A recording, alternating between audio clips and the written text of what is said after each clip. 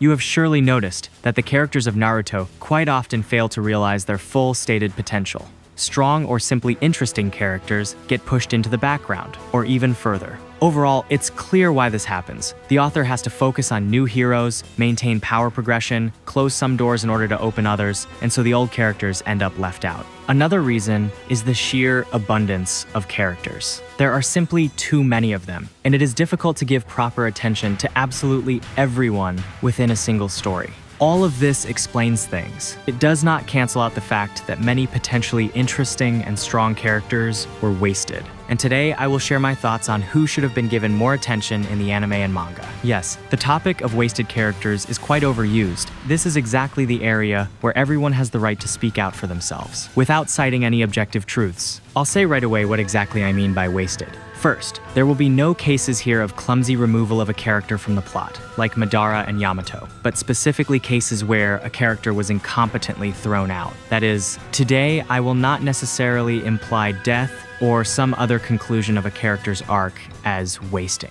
Second, there will be no underdeveloped characters here, like the same Sakumo. You cannot waste a character who was never properly introduced in the first place. I will be talking about those whom the author himself initially positioned as interesting in terms of character, importance to the plot, or strength, but those expectations were not met. These characters did not play a truly important role in the story, or did not realize their full talent in terms of abilities. Subscribe to the channel so you don't miss more Naruto videos. Enjoy watching. First in line are Guy's students. Yes, all three at once. You surely remember how cool Rock Lee was in the first season. Insanely fast and strong, this character won people over not only with his abilities, but also with his backstory. His development was genuinely interesting to watch. Initially, Lee was presented as a powerful combat unit, capable of giving the main characters a hard time. However, in Shippuden, he is simply not there. Or rather, he is there, of course, but somewhere in the background. He no longer uses the power of the gates, does not use his speed, and he even had Drunken Fist appear only once, and it was safely forgotten. Rock Lee was not killed, but he died. He died as a character. There was simply no place for him in the new plot, and this is very sad. From being almost a central character, he turned into a faceless extra, even though his story, character, and abilities deserve for him to remain in the foreground. You criticize fillers, but by the way, Lee was given attention there. Unlike the canon episodes, there are even a couple of really cool fights that become a bitter reminder of what role this character could have played in the events of the main plot if he had been given even a chance. Guy's team in general was terribly deprived of attention. Pain's Invasion, that very school festival where everyone should be, they simply weren't invited. Neji shares the same fate as his teammates. You will surely remember his tragic death in the Fourth Great Ninja War and call it a waste. I disagree. Neji was wasted 300 episodes earlier, at the very beginning of Shippuden, when from being almost the strongest ninja of his generation, he turned into a default extra, who looms somewhere in the background and keeps a low profile. Forget about the powerful backstory, imbalanced techniques, and original character, all of that went down the drain in Shippuden. One could say that in the first season, he was already developed enough. The fight with Kidomaru was a kind of culmination of everything the Hyuga were capable of. However, this does not negate the fact that a character can and should be developed further, and that he could have had at least some impact on the plot. Hinata, for example, had her shining moment in the fight with Pain. Neji, on the other hand, never stepped into the foreground right up until his death. By the way, death. It was just a disgrace. Kishimoto considered his character so unnecessary that he killed him in the dumbest possible way. Let me remind you, Neji's signature technique, rotation, can reflect those damn rods. He was killed solely so that Naruto and Hinata could grow closer. And even then, they, damn it, didn't grow closer until the 10th movie. So what was the point at all? Even in fillers and movies, Neji, unlike Lee, had no significant fights. You may not believe me, but I have genuinely encountered people on the internet who said that Neji died after the fight with Kidomaru. When asked, "Who is that?" they sincerely answered, "Oh right." At first, I couldn't understand how someone's memory could be so full of holes. But over time I realized, Neji really did die after the fight with Kidomaru. And the one we see in the second season is just his pale shadow. But there is a heroine who has it even worse. If Neji and Rock Lee at least shone somehow in the first season, then she was ignored from the very beginning. Of course, I'm talking about Tenten. Judging by her design, inspired by Chinese style, and her huge arsenal of weapons, conclude that at least some work was done on the character. Kishimoto himself admitted that among the girls, visually, Tenten is the one he likes the most, precisely because of the design. But in terms of the plot, she was wasted in her very first serious fight. After that, she played the role of scenery for Neji and Lee, just like Sakura did in Team 7 throughout the first season. And yet, Tenten had enormous potential, at least in terms of abilities. With such a variety of weapons, it would have been possible to come up with a bunch of interesting combinations and build unconventional battles. Bukijutsu techniques are heavily underestimated in Naruto. At the same time, Tenten herself has practically no known techniques. Almost half of them appeared in fillers, and her very first losing fight against Temari remained the only canonical one where Tenten fought one-on-one, not counting the battle with her own copy. Kishimoto didn't even give her a second chance. In terms of character, this heroine also had potential. Imagine that. Lively, but at the same time reasonable, against the background of other heroines of the first season. Tenten seemed the most adequate, so where is the development of her character? Yes, the anime showed her fanaticism towards Tsunade, but that is clearly not enough. Even Sakura, initially, the simplest girl, got her own backstory with Ino, and Tenten did not. Of course, somewhere out there, again in the background, she was slowly leveling up. She even got Hagoromo's treasures, though they were completely useless. In the manga epilogue, Kishimoto himself even mocked his favorite female character. Unlike her teammates, Tenten did not die as a character. She was dead on arrival. Although she had every chance for a worthy development, among the other Leaf Genin, Shino was wasted the hardest. In the first season, this character was a true dark horse. He had only 2 independent and at the same time short fights. However, even so, the Aburame showed himself as a well-written, mysterious, and powerful character whose insect techniques could surprise and sometimes even frighten. I would say that in terms of pathos, Shino was on par with Sasuke and Gaara. In Shippuden, he was turned from a mysterious hero into a comedic character. The very fact that absolutely everyone forgot about Shino was replayed as a gag about his unnoticeability. Since the fight against Kankuro, this character has never fought one-on-one, except that in fillers he was pitted against Torun, and even then, together with Naruto. Although the Aburame was wasted even earlier in the first season, when he was not taken on the mission to rescue Sasuke. By the way, it's interesting what the outcome of that mission would have been if Shino had gone on it. In the second season, the character flickered here and there. That did not make him more important. His potential faded away after Orochimaru's attack on the village, and personally, that really hurts me. The same fate befell Shino's mentor, Kurenai. In general, many female characters turn out to be stillborn for Kishimoto. Kurenai stood out both for a pretty cool design and for unique abilities. After all, she is a Jonin, and that rank is not given for pretty eyes. Besides, do you even remember Genjutsu users aside from the Uchiha clan and other Sharingan owners? Of course you do. That's a rhetorical question. But you won't deny that there were very few of them, at least in the main plot. Kurenai really showed promise as a potentially strong kunoichi with unusual techniques, and then she was wasted by Itachi in her only fight in the entire story. Again, I'm ready to thank the authors of the fillers about the Kurama clan. Yes, the arc itself was forgettable, but at least someone remembered Kurenai at all. That such a kunoichi existed, that she was not just a no-name, but a team mentor, a jonin, and overall, a master of genjutsu. In the main plot, after her only, I repeat, battle, Kurenai simply ended her kunoichi career by getting pregnant and then becoming a mother. Here we see the same thing as with the previous characters on today's list. The heroine did not die, but for the viewer, she was dead. She was simply thrown out, deprived of any role in the story and any opportunity to prove herself. The brightest example of wasted potential.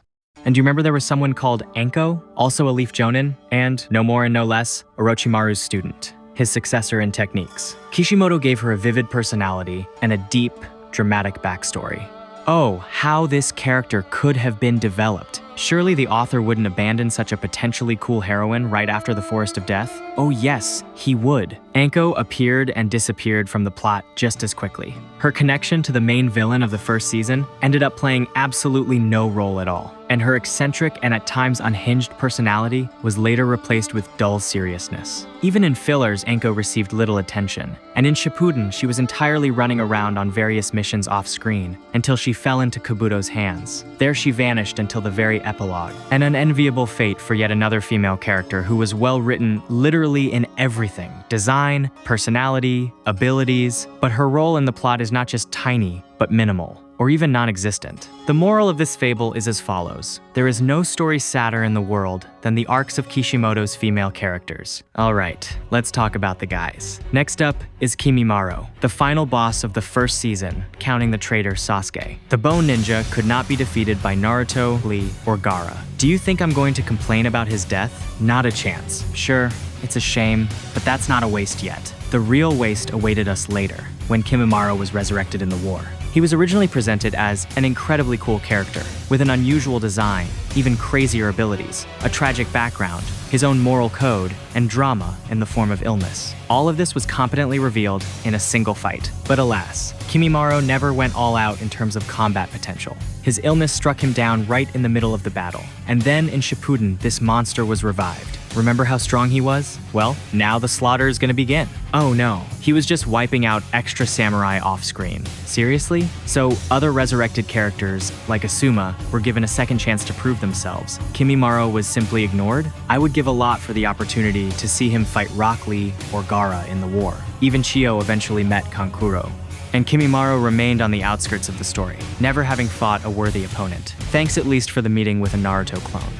Let's fully jump into Shippuden and talk about Deidara. Again, I won't touch on his death. I'm more interested in what came after. Reanimated Deidara is one of the strongest weapons in the world of Naruto. His C3 and C4 are capable of wiping out the lion's share of the Alliance and dealing damage worse than Madara's meteors. Considering that the spent chakra will be restored over and over again, and Deidara will not die from exhaustion, this makes him a formidable force. I'm not even mentioning the suicidal technique C0, which a reanimated explosion ninja can use an unlimited number of times.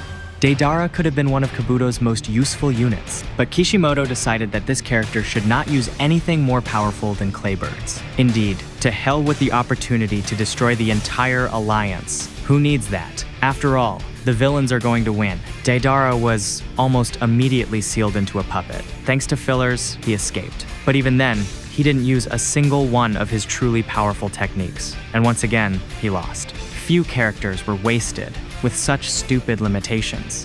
From the opponent, Sasuke. Let's move on to his allies. All three members of Taka are, to varying degrees, wasted characters. Their main problem is that they are too tightly tied to the Uchiha.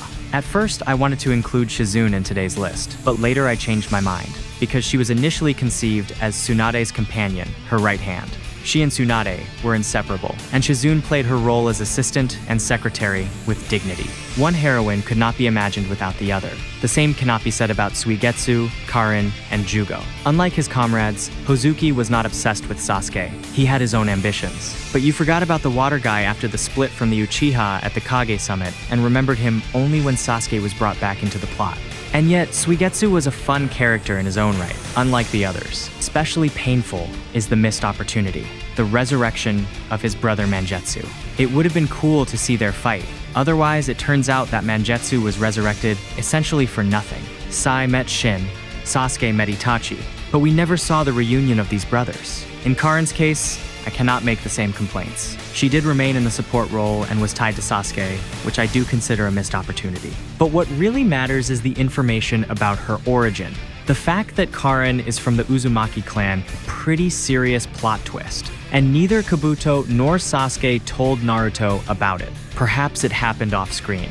And given that we were not shown this, I'm sad. For someone as lonely since childhood as Naruto, whose trauma is the loss of family, it would have been important to learn that he still has relatives, even if very distant ones. Again, the fillers at least somewhat developed Karin as an Uzumaki in particular, and as a person in general. Kishimoto, meanwhile, simply turned her into Sasuke's handheld dog. I have the fewest complaints about Jugo. The reasons why he behaves the way he does are completely understandable, and his abilities cannot be called monotonous. However, I had a couple of thoughts about him as far back as 9 years ago, when the manga had just ended. I would have liked more involvement from Jugo in the war. He became the same kind of support as Karin, even though he possessed enormous combat potential. His Berserk mode is especially disappointing. It's an insanely cool form that appeared for a few minutes and was immediately shut down by the Raikage. I would have liked more of this form in Shippuden. From Team Taka, let's return. With Konan, things are a bit different than with the others. We know everything about her. Her background, personality, abilities. She is perfectly developed and yet wasted. The thing is that it is difficult to imagine Konan as an independent character. which she nonetheless is. In the plot, despite her high status in the organization, this heroine plays the role of a shadow of Yahiko, Nagato, and ultimately Pain. Returning to the parallel with Shizune, Konan is not revealed exclusively through Nagato and Yahiko. She occupies a separate place in the organization. She has her own views on certain things. She is not an appendage of other characters, so to speak. Speaking of her role in the story, Konan is closer not to Shizune, but to Sakura. The kunoichi of the Rain is not an assistant or secretary to her comrades. She is one of a trio of equal heroes, one of the team, but at the same time, she is constantly pushed into the background, as if placed behind her allies. The battle against Jiraiya personally distracted her teacher until Pain intervened. During the attack on the Hidden Leaf, she hovered somewhere in the background and then covered Nagato when he died. Konan had the opportunity to prove herself solo, to reveal herself as an independent heroine rather than simply die. But in the end, she just died. Obito arrived, countered her strongest technique with the cheating Izanagi, and killed her. This is what happened to the heroine when she showed independence and was no longer pushed into the background. She was immediately removed from the plot. And even before her death, she continued delivering speeches about Yahiko, Nagato, and Naruto, as if her life revolved around theirs. But she is not a bodyguard, not an assistant, and not a servant. She is an interesting person, a strong kunoichi, and first and foremost a teammate. But we were not allowed to see her like that. I will finish this video with a reflection on one more kunoichi. Among all the Kage of the Shippuden generation, Mei Terumi received the least attention, and yet the potential of this character was enormous. The design, my respects. A clearly expressed personality with coquettishness and complexes about not having a husband. Mastery of the rare elements of lava and vapor, which can be released in many different forms, makes her interesting. And from the standpoint of abilities, alas, this character receives no development at all. She participated in many minor events, flickered during the war. Part of the 5 Kage fought against Madara. The same Raikage and Tsuchikage received full backstories and development through bonds with their contemporaries. Mei had nothing like that. She turned out to be just a placeholder, a character occupying the position of Mizukage so that it would not remain vacant. Any hints at her identity dissolved into the general mass of Kage, from which the heroine never emerged until the very end. She remained just one of the Kage. Now compare this with Tsunade's development and feel the difference. If we continue drawing parallels with the Kage, there was also Danzo. At first, I thought about including him in the list, but his case is radically different from Mei's situation. Danzo was fully revealed only at the summit and was immediately killed. However, this is not a waste. Usually characters are wasted when they are developed and then ignored or removed from the plot. Here, on the contrary, Danzo remained in the shadows throughout Shippuden, only occasionally sabotaging his enemies, and only the personal arcs of the characters fully revealed his potential, allowing him to leave brightly at his peak. And I find this approach completely understandable. If we had been shown even half of Danzo's abilities right away, he would have lost his mystery and ceased to be a threat.